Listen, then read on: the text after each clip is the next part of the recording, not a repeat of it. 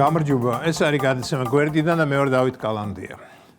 მიხეილ ხოდორკოვსკი ალბათ იცით ვინსაა. პუტინის მოსვლამდე მგონი ყველაზე მდიდარი ადამიანი იყო რუსეთში. პუტინთან უთანხმოება მოუვიდა და პუტინმა ის ციხეში ჩასვა. რომ ჩასვა არ მიკვირს, მიკვირს რომ გამოუშვა. ხოდორკოვსკი საერთოდ ჯამში 10 წელი იჯდა ციხეში, ახლა აშშშია. საკმაოდ საინტერესო პიროვნება, ხშირად უსმენ მის გამოსვლებს, რასაკვირველია რაღაცაში არ ვეთანხმები, მაგრამ ეს არაა გასაკვირი. ყველაფერში ხოდორკოვსკის კი არა, საკუთარ თავს არ ვეთანხმები და ეს ნორმალურია. არ გეგონოთ რომ ახლა იმაზე დავიწყებ ლაპარაკს თუ რატომ დაიჭირა პუტინმა, რამდენად მართებული იყო ეს დაჭერა და პოლიტპატიმარი იყო თუ არა ხოდორკოვსკი. ეს არაა ჩემი ლაპარაკის თემა, იმიტომ არა რომ არ მგონია ახლა ეს აქტუალური იყოს 20 წლის წინანდელი ამბავი, თანაც არ ვიცი სინამდვილეში იქ რა მოხდა, იყო თუ არა ხოდორკოვსკი დამნაშავე მართლა გადასახადების გადაუხდელობის გამო იყო დაჭერილი თუ იმიტომ რომ პუტინი არ იწამა.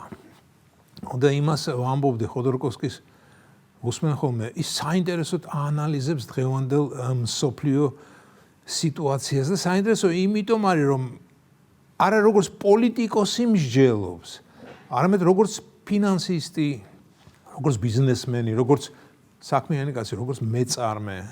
დიახ, მეწარმისა და ბიზნესმენის აზრი ჩემთვის საინტერესოა, იმიტომ რომ ისინი პრაქტიკოსები არიან. მით უმეტეს, როდესაც ის მეწარმე თუ ბიზნესმენი თავის დროზე ძალიან წარმატებული იყო.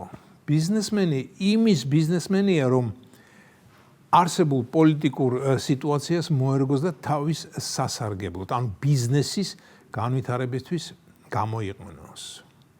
ხოდა მოусმინე ამას წინათ და ერთმა ამბავმა მომხიბლა, რაც მან თქვა. მისი ვიზავი მას ეუბნებოდა, რომ ის კითხულობს ხოლმე თავისი გამოსვლების მერე კომენტარებს და ამასთან დაკავშირებით გარკვეული მოსაზრებები უჩნდება და ხოდორკოვსკიმ უპასუხა, რომ ის კი არ კითხულობს. დიახ, მისი გამოსვლები, როცა ქვეყნდება სხვადასხვა საიტზე, მე რასაკვირველია დაესევიან კომენტატორები და ყველაფერს უწერენ კარგსაც და ავსაც და ის კი არ კითხულობს. და არ კითხულობ იმიტომ, რომ როგორც გაირკვა USAID-ის გარშემო ბოლო დროინდელმა სიტუაციამ გვანახა, მთელი ეს ბლოგოსფერა არის მოდელირებულიო. ანუ ისევ და ისევ წუნდები იმაში, რაში დარწმუნებაც აღარაა საჭირო. ვინც ჩვენ გვიწერს კომენტარებს, 50%-ზე მეტი არის მოდელირებული და ამაში რიგ შემთხვევაში თვით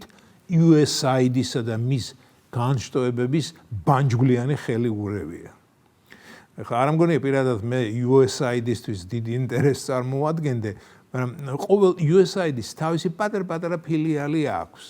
ტროლებისა და ბოტების ქარხანა. ამიტომაც მე ამ მკვდარ სულებზე დროსა და ნერვებს უკვე დიდი ხანია არ ვხარჯავ.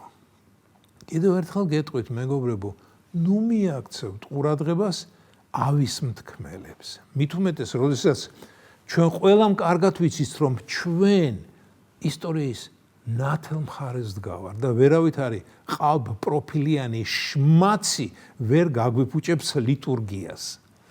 პოსტივში მოღვაწეობის დაწყებისას გავაფაცისებით ვკითხულობდი ყველა კომენტარს. ბევრი დადებითი იყო, ბევრიც რასაკვირველია უარყოფითი. არ ვიტყვი რომ ამ უკანასკნელებზე ძალიან წყდებოდა გული, მეცინებოდა. რიგ შემთხვევაში ვცდილობდი პასუხი გამეცა კიდეც. შევდიოდი მლანძღველის კედელზე და 99%-ში აღმოაჩენდი, რომ ის იყო მკვდარი სული, ანუ ტროლი და ტროლს რა უნდა უპასუხო? არაფერი. ტროლს რომ უპასუხო, ის ამით განდიდდება, ის თავის მნიშვნელობას დაიჯერებს, ის თავის დამკვეთს წარუდგენს საბუთს, რომ აი ხომ ხედავ დამკვეთო, თქვენი დავალება შესრულებულია და ტყუილად არ მიხდი ფულსო.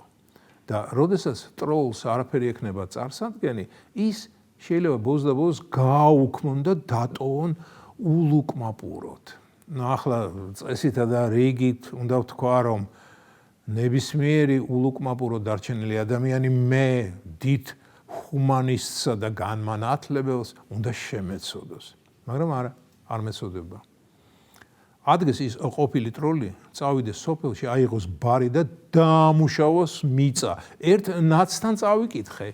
ოცნებამ დააცარიელა სოფლები და ეს მისი მთავარი დანაშაულია კაცობრიობის წინაშე და ამას გამოვასწორებთ, როდესაც ხელისუფლებაში დავბრუნდებითო. იმდენი დაწუნენ და იყვნენ ესენი ხელისუფლებაში ვერ დაბრუნდებიან, მაგრამ აი საინტერესოა როგორ აპირებენ ამის გამოსწორებას. დაცარიელებულ სოფლებში ხალხი ძალადობრივი გზით უნდა დააბრუნონ. ხომ გახსოვთ სააკაშვილი უმუშევრებს ავტობუსით რომელიმე საწარმოსთან რომ მიიყვანდა და მფლობელს უბრძანებდა დაასაქმეო. დიდი რეფორმატორი ყავდა ის მღვიძარე მზეთუნახავი. ალბათ ახლა ასე გააკეთებდა. ჩასვამდა ავტობუსში რაიონებიდან წამოსულებს, მიიყვანდა რომელიმე დაცარიელებულ სოფელში, გადმოყრიდა ავტობუსიდან და ეტყოდა ინაყოფიერეთ და გამრავლდით და მე დაიკვეხნიდა სოფელს გლეხი დაუბრუნეო. ხოდორკოვსკი დავიწყე და სააკაშვილი დავასრულე. მოკლედ მეგობრებო, არ წაიკითხოთ კომენტარები და იქნებით ლაღად. ეს იყო გადაცემა გვერდიდან და მე ვარ დავით კალანდია.